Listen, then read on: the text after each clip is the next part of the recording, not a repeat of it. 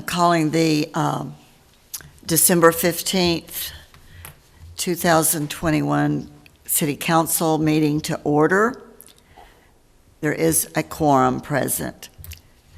Item number 2, the Citizens Forum. Persons desiring to address the council must limit their presentation to no more than 2 minutes. Unless an item is posted on the agenda, the Texas Open Meetings Act prohibits the council from responding to any comments other than to refer the matter to a future agenda, to an existing policy, or to a staff person with specific factual information. Claims against the city, council members, or employees, as well as individual personal appeals, are not appropriate for citizens forum. If necessary, the city council may convene into executive session under Chapter 551 of the Texas Government Local Code regarding any item on this agenda. I'll open the public forum if you wish to come forward. I can see feet back there. Okay. Seeing none, the Citizens Forum is closed. Item number 3, receive, discuss, and provide direction on information from Robert T. Bass, Allison, Bass and McKee, LLP, regarding 2020 census data, changing demographics in the council districts since 2020, and proposed city council redistricting maps. Should that read 2010?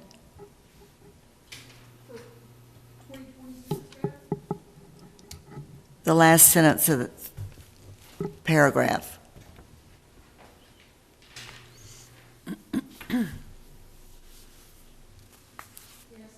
You would be changing your 2010 boundaries. Yes, I'm just correcting it on our agenda, 2010.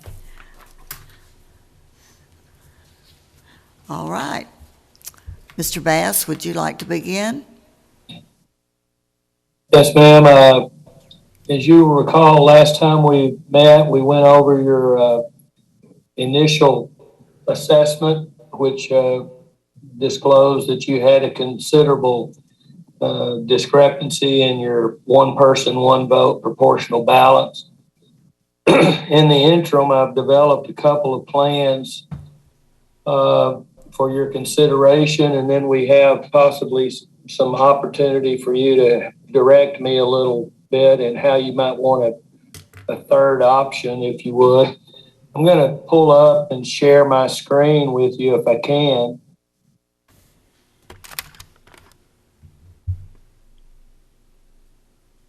Are you able to see a screen there? Yes, sir. Yes. All right, I'm going to call up what I call Plan A. There are different ways to cut a pie, and there are different ways to draw a redistricting plan. In this plan, let me go back to your base map just to refresh everybody's memory. Under the current boundaries,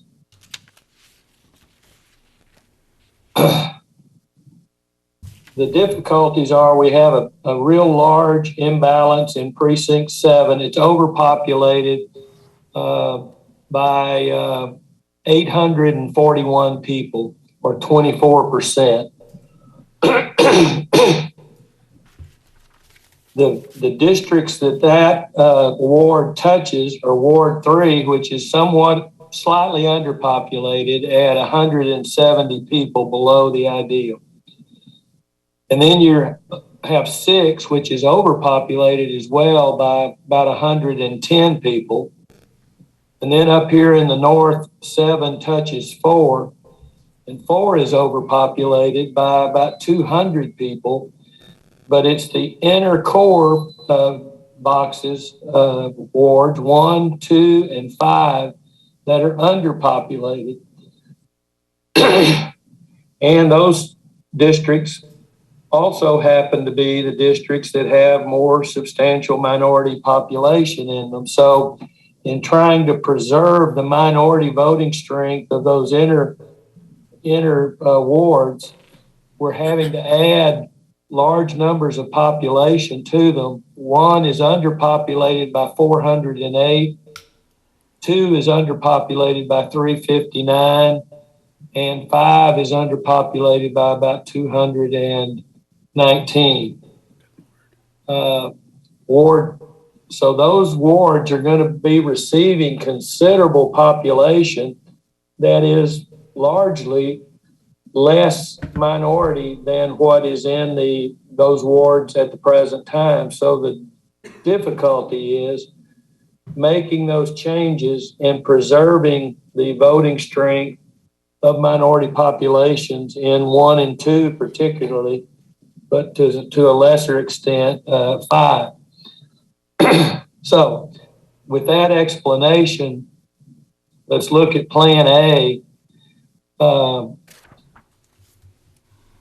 The idea in Plan A was to sort of bridge the northern part and connect the northern part of Paris, preserving intact the representative from Ward 1.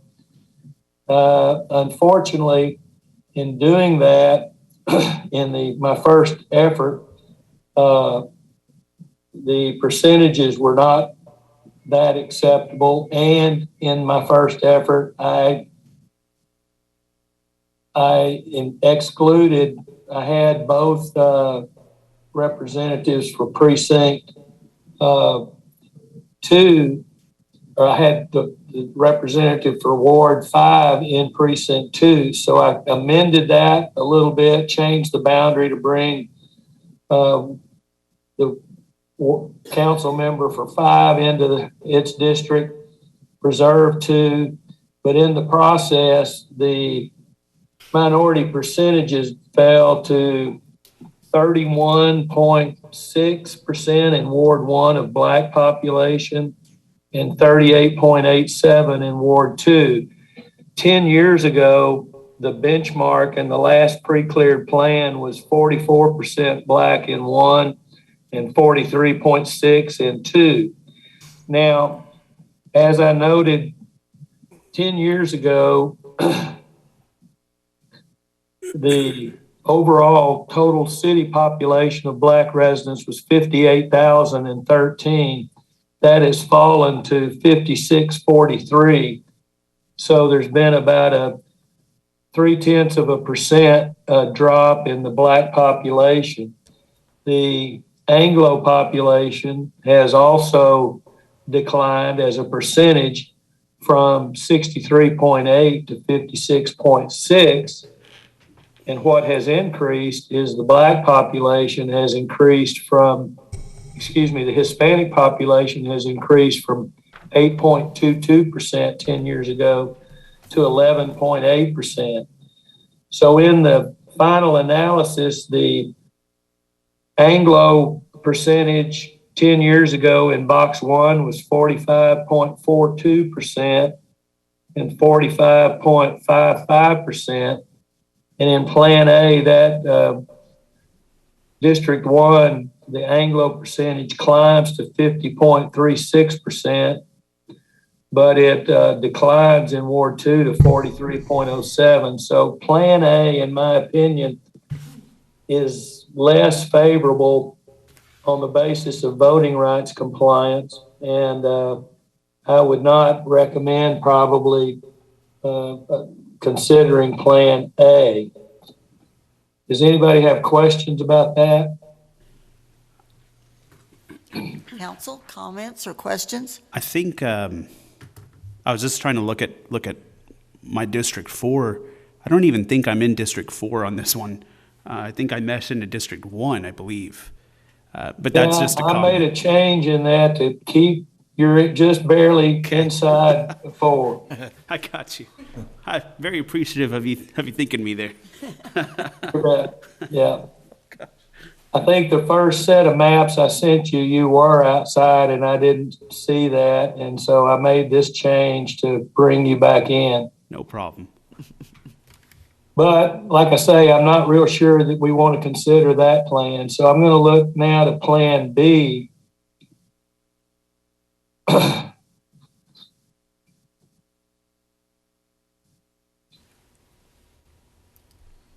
Plan B is the way we had addressed the population imbalance is we took 3 over and took a big chunk out of the southern part of 7, brought 7 down, and then moved the other considerable part of what had been in 7 into 6, and then shed population out of 6 into 5 and 1, and we balanced 4 and 3. So this was just a different approach, trying to address the large imbalance in 7 and another imbalance in 6. And so we've drawn the numbers down to a deviation of 1.6%, with the deviation falling between districts 2 at 0.89% under, and District 3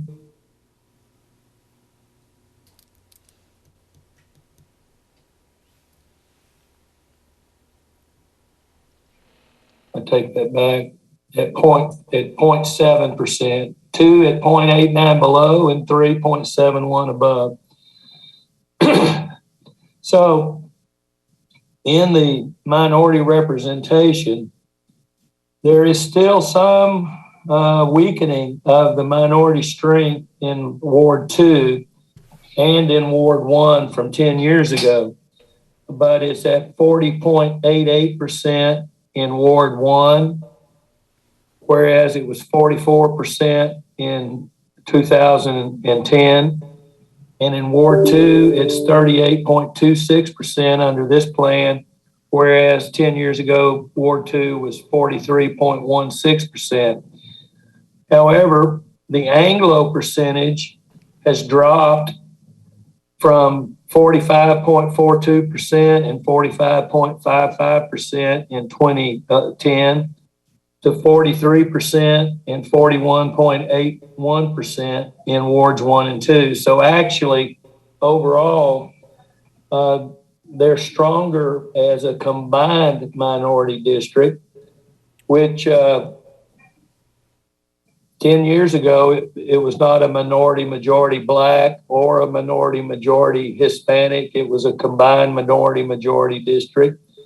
And it's that way now, but the Hispanic percentage has climbed from 10 years ago being 7.16 and 6.65 to 10.35 and 12.43% Hispanic. So combined Black and Hispanic populations actually has a stronger minority majority district than was 10 years ago.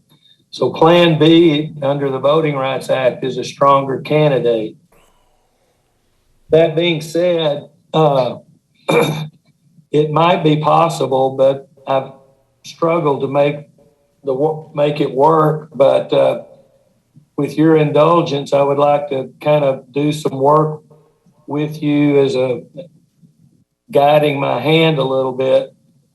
What I'm going to pull up now is the existing districts with the red symbol showing where the incumbents reside.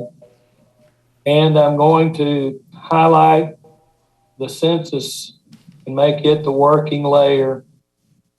And I'm going to ask the computer to show me those areas where the voting age Black population is the greatest. And I'm going to break it into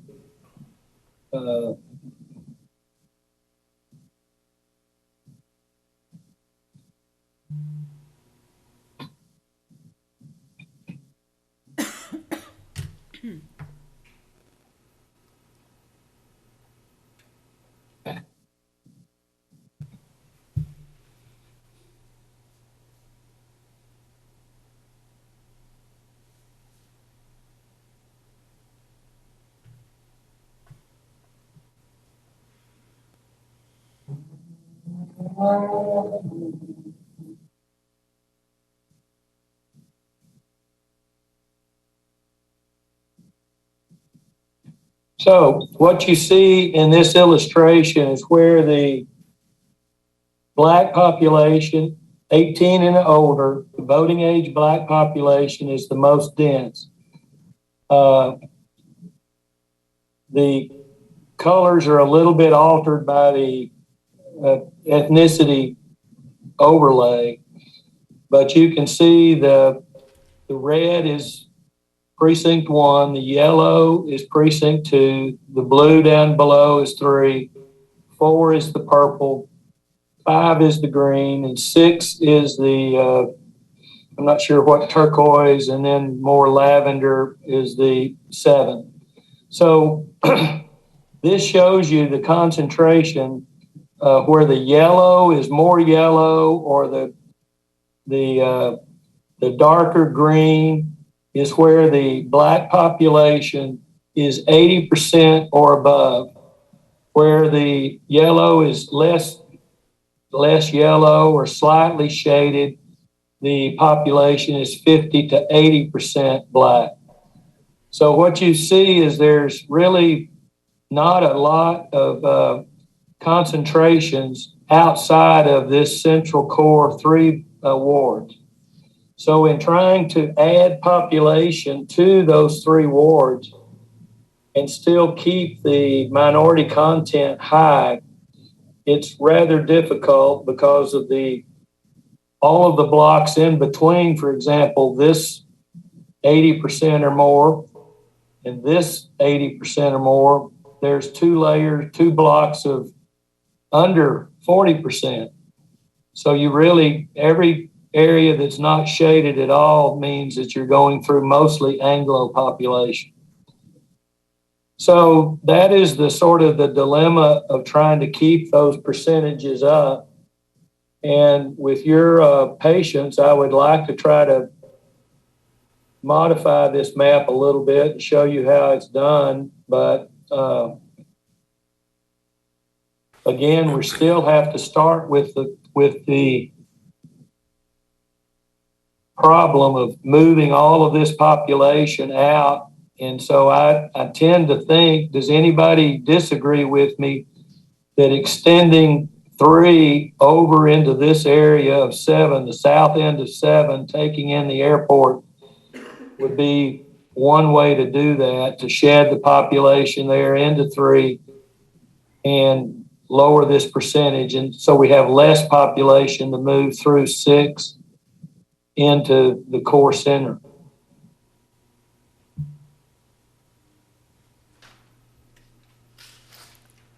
I think that's very doable. All right, so we're making 3 the target, and we're going to start selecting census blocks. And as we go, we will be able to see sort of a running count as we make the assignments. Sometimes you can see irregular shapes of the census blocks sometimes make what we want to do a little more difficult. But in this area that I've selected now, we'll see how many folks there are. There are only 58 people in all of that area. So we're not going to make a big dent in the overpopulation of 800 people in 7, but that's a start. So we'd make that assignment, and that area goes over into 3. And then we can start looking at other areas to reduce the imbalance between 4 and 3. And we might take some of this area right here out of 4 and move it into 3 to get 3 balanced. So we would start doing that. 3 is still the target, but we would do something like that, see what that does to the balance. We're now down to only 58 people that are out of whack. So we could make one more change and bring the deviation in 3 down to 0.26. So that's a pretty good start. So we've balanced 3. And now we have to go back and start looking at still taking some of this population out of 7. We're eventually going to have to move population either out of 4 into 1. And I did that with Plan A, and it weakened the population in 1 minority population. But there's really not any minority population to speak of over the percentage of 50% in 6. So really, we're going to need to move population out of 7 into 6, possibly out of 4 into 6, and then move that population into the east end of 5, and then take some of this population into 1 to try to keep the population in precinct 1, the minority population up, because as you can see, we've got some census blocks along there. They're not big blocks. They're not a lot of people, but that's about the only concentrations along the boundaries with 1. There's similarly some minority populations down in this area that could go into 2. But that's the difficulty with the way the census blocks are situated. Is everybody with me so far? All right, so we're going to start taking population out of 7 and shedding it over into 6. So target would be 6. And we would just start selecting blocks and see what that does when we assign them. We've now brought 7 down to 11%. So we could still shed some more into 6.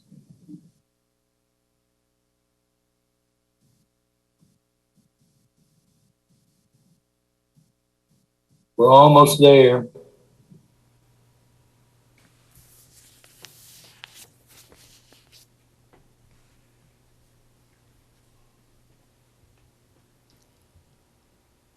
Okay, 7 is now a little bit underpopulated, and 4 is overpopulated. So I'm thinking about taking that block and seeing if I add that back into 7, if that would balance 7. And it did. So 7 is now balanced, and 4 is balanced. But we have this one block that's in 4 now. If I make it 7,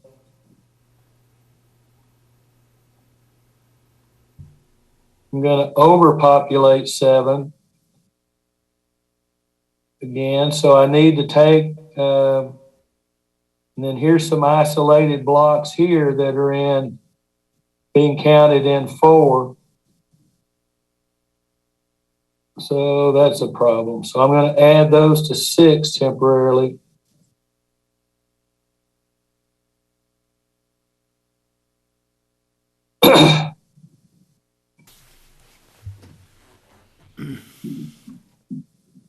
And I need to, 4 is overpopulated. I need to add some population out of 7 into 4. Excuse me, 7 is overpopulated again. So I need to go back into 4.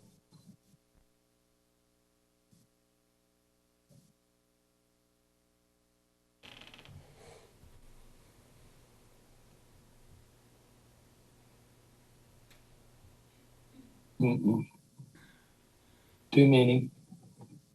It's 597 right there. So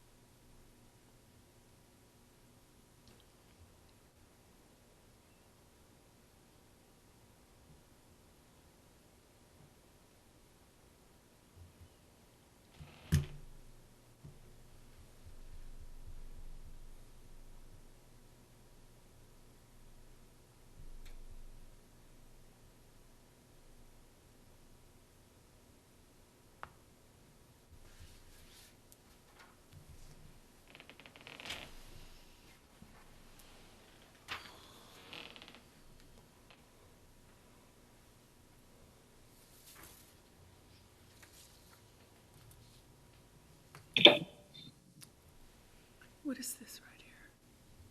Do you know what that is right there? 7 is now underpopulated. 4 is underpopulated by 2.01. That would be okay if we can keep everything else under that. So that's highlighted. Uh, Minority folks. Okay. Okay, where else?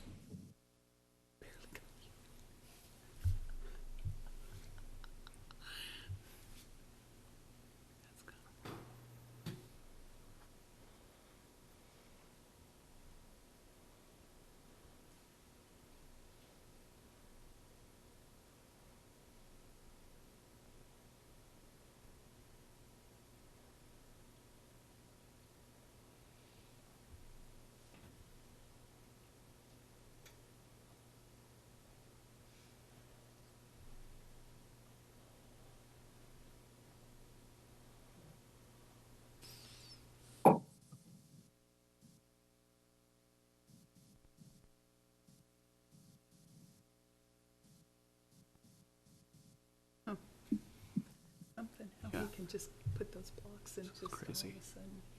All right, now we get to the hard part.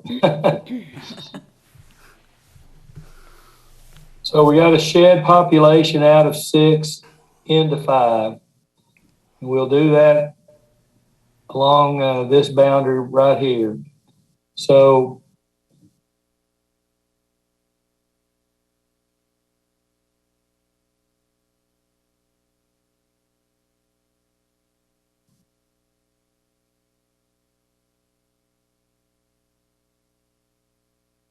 So 6 is overpopulated by 1,000 people and 5 needs only 200. So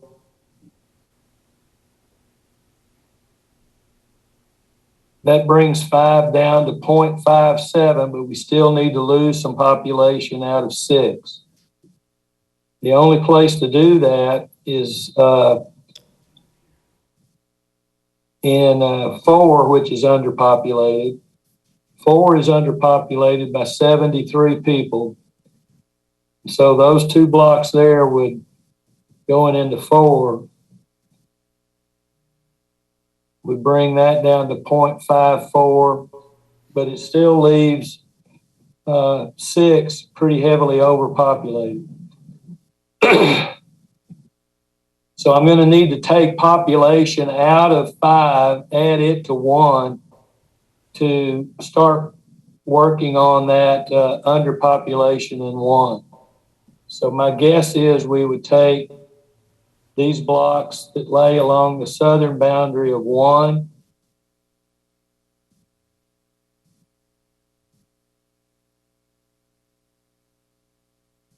see what that does. That we're still underpopulated by in 1 by 200 people, and there's really not any big blocks nearby. We could take something like that.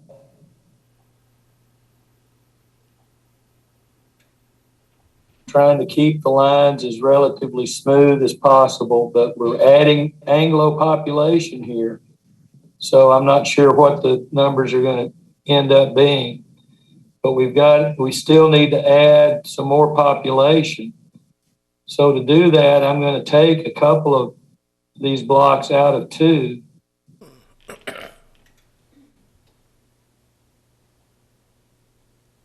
And now we've got 1 balanced, and we need to add some population out of 6 into 5.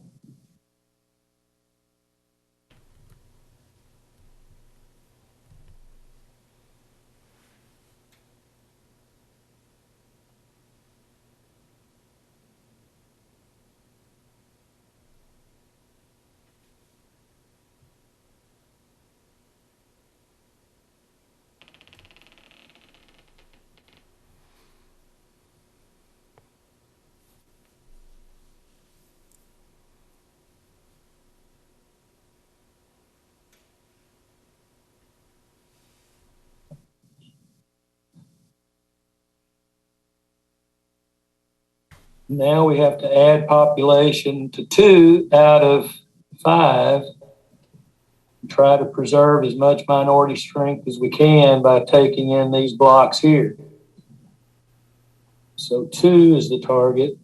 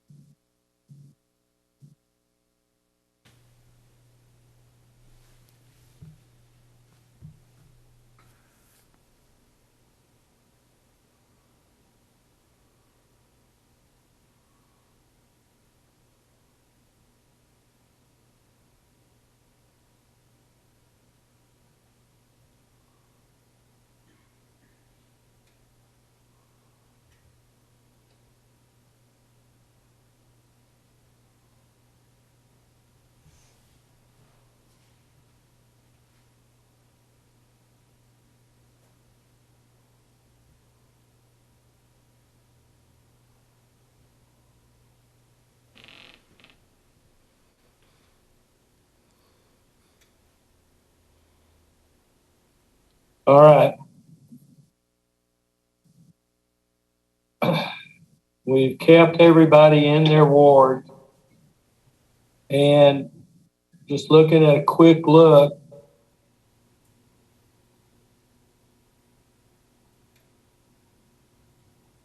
I would have to run the chart, but I think this plan may be better than Plan B, but I'll have to run the chart to determine that.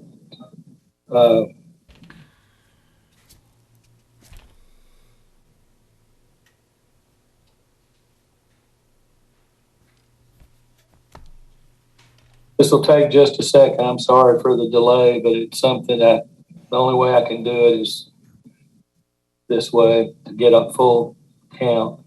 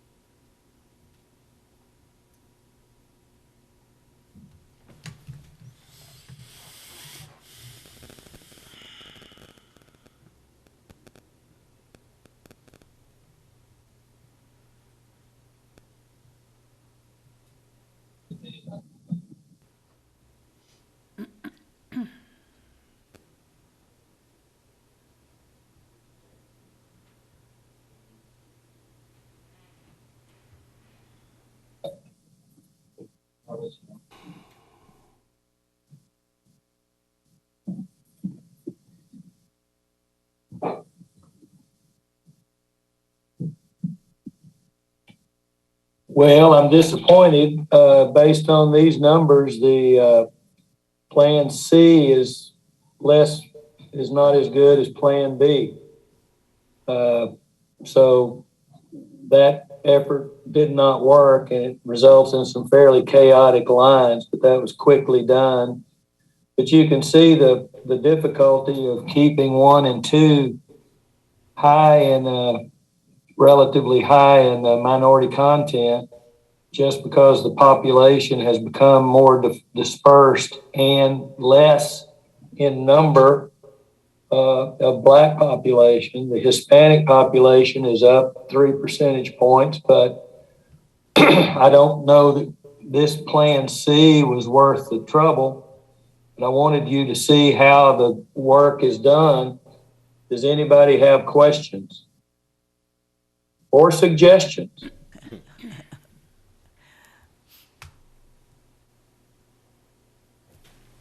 So it sounds like you're saying that the greater part of the minority population within our community lives in District 1 and 2. Is that correct? Okay, yes. Okay, and that's tough because during this exercise, I know when we were looking at 5 to 1, it almost seemed like the diversity of 5 was kind of going back into 1, and it's like, well, now you're taking out the diversity in that Plan C. So that's tough. I see the dilemma you're kind of stuck in, and it makes your job, I guess, that much more difficult.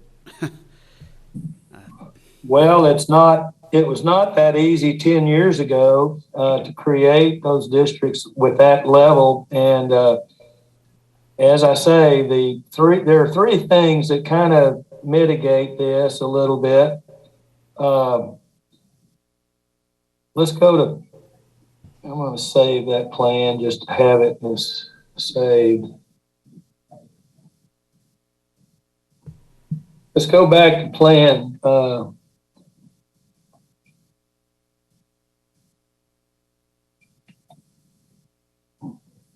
B.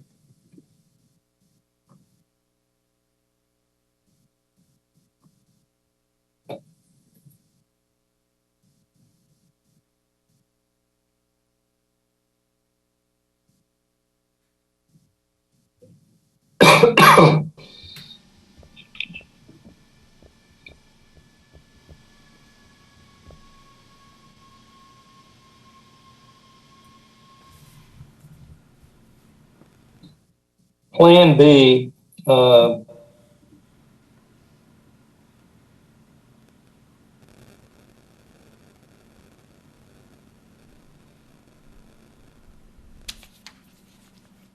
as I say, it has statistically the Black population 10 years ago was 44.04 in 1 and 43.16 in District 2. The Hispanic population 10 years ago was 7.16 in 1 and 6.65 in 2. The Anglo population in 1 was 45.42 and 45.55. So that's a slim, but it is a minority majority district. By that, I mean that a good minority candidate, Hispanic or Black, could be viable in those 2 districts with crossover votes among Hispanic, Black, some Anglo, and possibly other of the minority characterizations. 10 years ago, the number of people reporting multi-race and other race was rather small. More than 2 racial identities was 1.81 in 1 and 2.98. Those numbers are now up to 3.56 and 4.85. What that means is that there are more people now who consider themselves non-Anglo because the Anglo population has declined in Ward 1 and Ward 2 from 45.4 and 45.5 to 43 and 41.8. So as I noted before, as a minority-majority district under Plan B, it's actually more combined minority viable, but it's weaker in black population than it was 10 years ago. And that's attributable to black population declining by about, 200 or so people.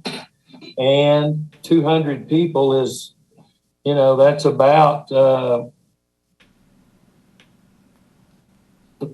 full 2 percentage points or more. So that 200 people could take considerable bite out of both 1 and 2.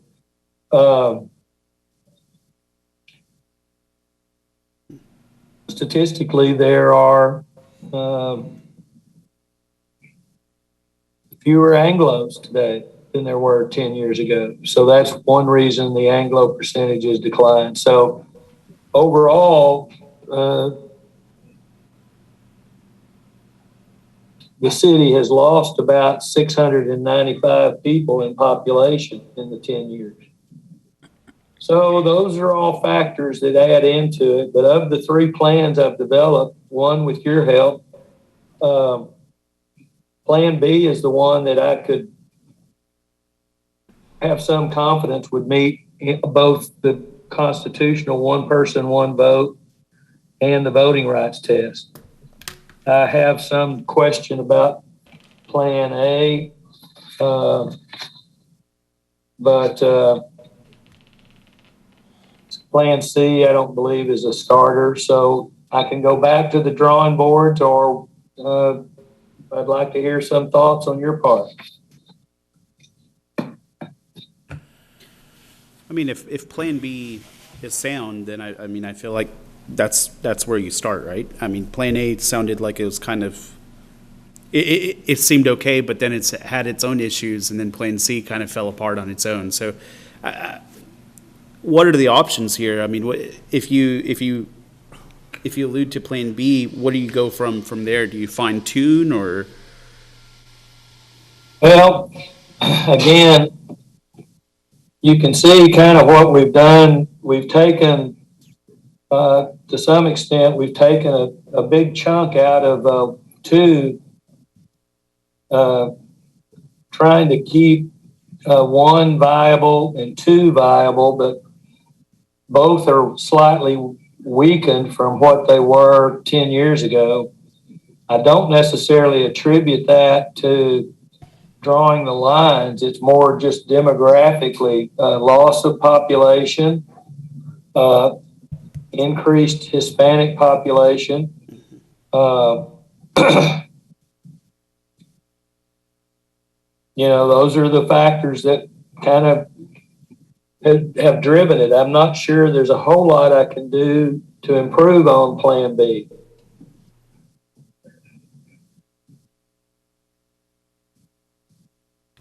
So Plan B sounds like that's our best option for within the laws and means of redistricting. I think it's a suitable plan, but I'd like to hear from the council what their thoughts on it. Well, I like what you did to District 7 and adding that the airport and the area around it to District 3. How does District 3 council? Yeah, give me the problems. No, it looks good. How about a gas allowance? No, yeah, it looks good. District 1 and 2, though, because of the minority population, I can imagine that being difficult to, break out.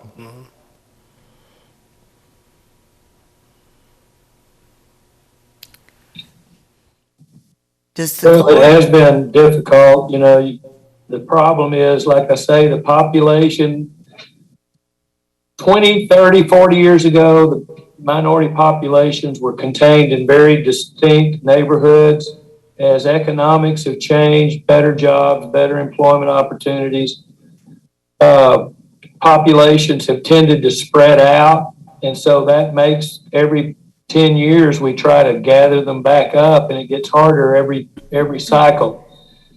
And so are some case law that says you cannot make race the predominant factor in redistricting, and extreme lines, if they have no other explanation than race, are unconstitutional. But the Voting Rights Act says we have to strive to protect and maintain minority populations as best we can. So I think Plan B is a workable solution, but I'd like to hear from anybody from those two districts as to their thoughts on it. Let me say this. District 1 and 2 are difficult, but wouldn't District 7 be, I mean, was that just as difficult because it's so heavily populated with whites? Well, it's pretty easy to shift population. That's not that hard. I mean, you saw you can move the population. No, I meant Be race. particular about it. I meant race. You know, District 7 is almost majority, white. Yes, District 7 is 77% Anglo.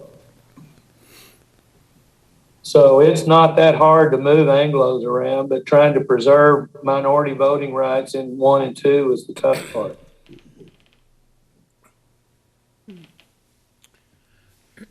So I'm going to pull that slide over so you can see that data a little better. Like I say, under the Voting Rights Act, there's two tests. One is constitutional, one person, one vote, and that's what this number represents. We try to get that number as low as we can to give you room for growth in the future.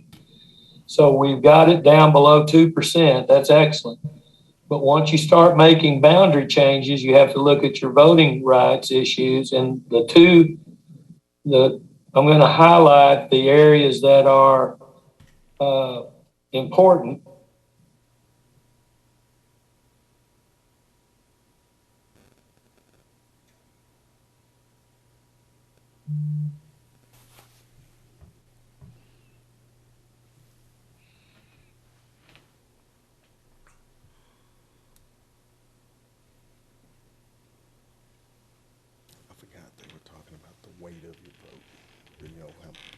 So what I've highlighted down here is voting age. Again, I don't have a slide, but I'm just going to give you the numbers from 10 years ago. 44.04 in 1 and 43.16 was the black percentage. That's dropped in 1 to 40.8 and 38.2. So it's about a 4-point drop in 1 and about a 5-point drop in 2, 5 percentage points. The ethnicity, the Hispanic population was 7.16 10 years ago, so it's come up 3 percentage points. And it was 6.65, so it's come up 6 percentage points in 10 years. And we have this factor, the multi-race. I'm assuming most of that is going to be a mix of Anglo-Black, Anglo-Hispanic, Black-Hispanic, Black-Anglo. So that population is not, probably doesn't consider themselves necessarily in politically and voting Anglo, but they probably have more in common with minority populations economically and the like. Same schools, same areas of city. So those three brackets added together make the Anglo percentage go down from 45.42 and 45.55 to 43 and 41.8%. So it's actually stronger combined minority in this plan. That's why I say it's, of the three plans, it's probably the best solution. Is it perfect? No. Could it be challenged? maybe, but a challenger is going to have to show that you could do better. And I've really spent quite a bit of time on it, and I haven't been able to make it do better. But that's not necessarily to say that somebody else couldn't. But to do that, they're going to have to go to some extreme. They're not going to be able to have relatively straight lines. And I know those lines don't look all that straight, but going back to the C plan to show you where that Hispanic or the minority populations are.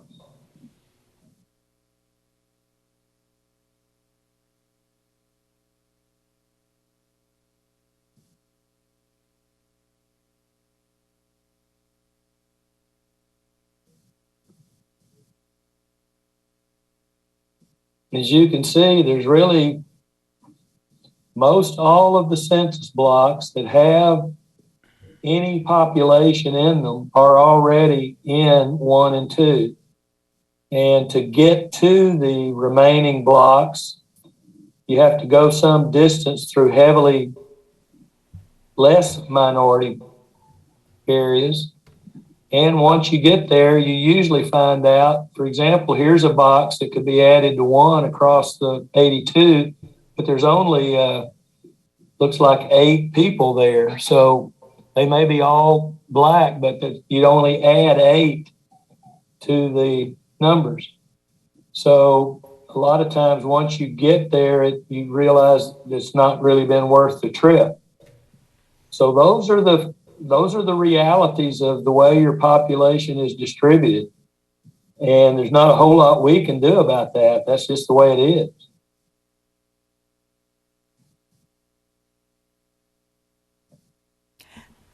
So you think the numbers on Plan B would satisfy the court? If challenged, I'm not saying you would be challenged. I think this plan is acceptable, probably.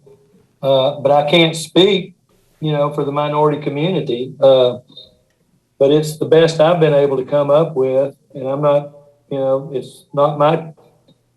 I'm not looking at it through the eyes that the minority community might look at it. So I don't know. From what we've seen, that looks like the best plan. Mm-hmm.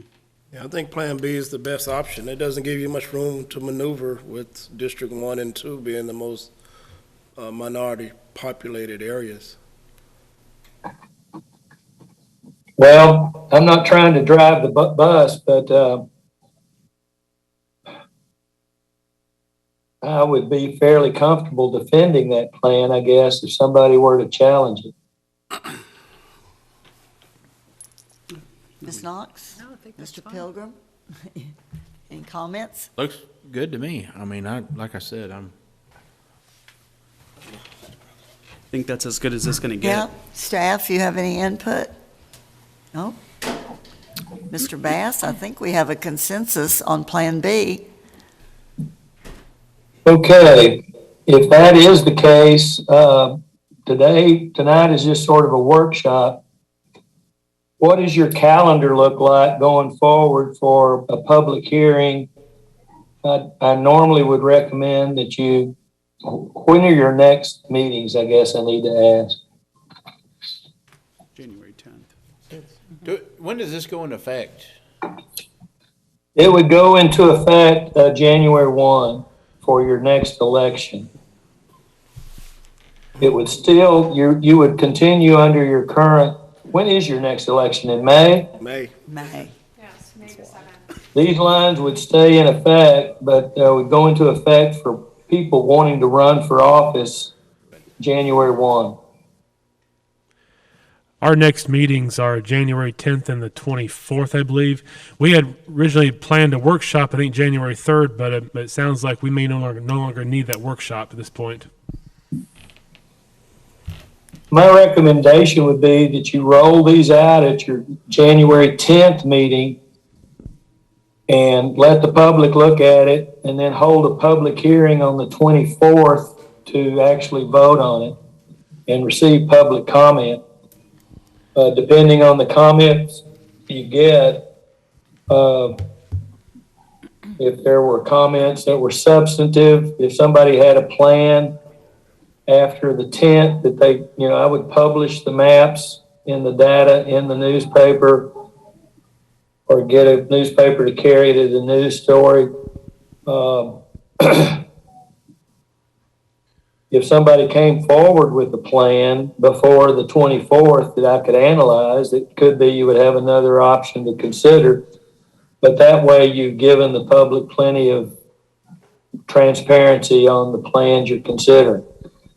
Mr. That's Bass, just my recommendation. Mr. Bass, how do you recommend that we display this on the 10th? Is it just have a discussion item to show the map, I guess, or is there anything we need to say in particular on the 10th? Or No, well, I would just say that you met in workshop and developed a plan, and this is the plan that we think that we're going to consider voting on the 24th. We're just making it available for the public as a discussion item, or as just present it or report it.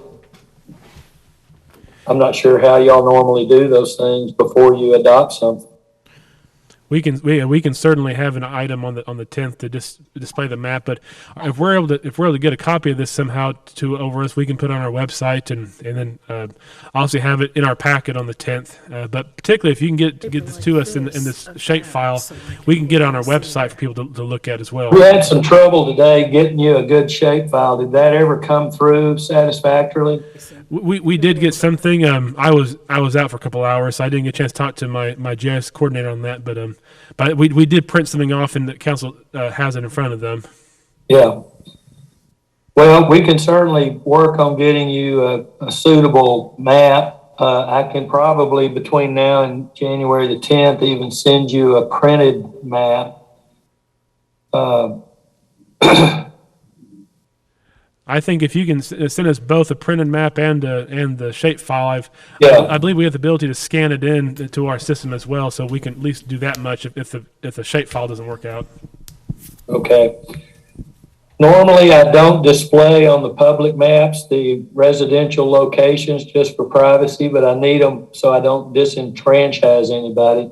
But I would take that layer off, and that's pretty easy to do. Just a click on the mouse and they go away. But yes, if you could remove the council member's house address, that'd be good. Yeah. Okay. I will send you recommended agendas, the public notice that I used. You're free to edit it to your needs, but I will send that to you tonight. And for January the 10th as for a rollout, and January the 24th for public hearing. Is that right? That'll work. What time are both of those meetings? Same time, 5:30? Correct. Would you be joining us on January 10th or just January 24th? Let me look at my calendar. I think I can join you. Let me see.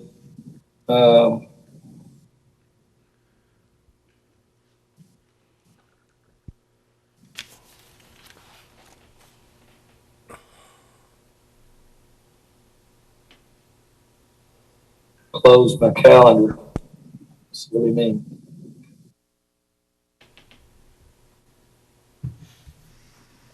I would like to join you. I think I can. I don't recall those days being booked, but let me look.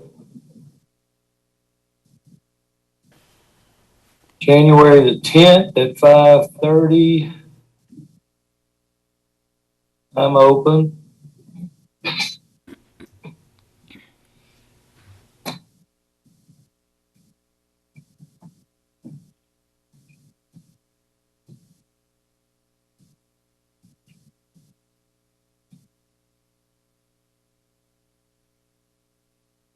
And on the 24th,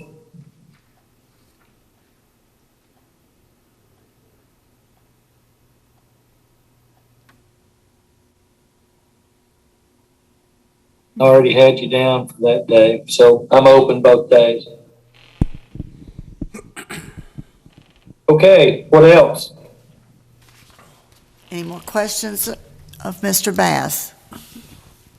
No, I don't have any. All right. Thank you, Mr. Bass, very much, and appreciate staff being here.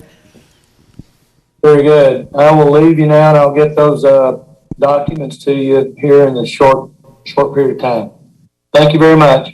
Thank you. Thank you. Thank you. If there's no further discussion, I'll hear a motion to adjourn in a second. So moved. Second. All those in favor say aye. Aye.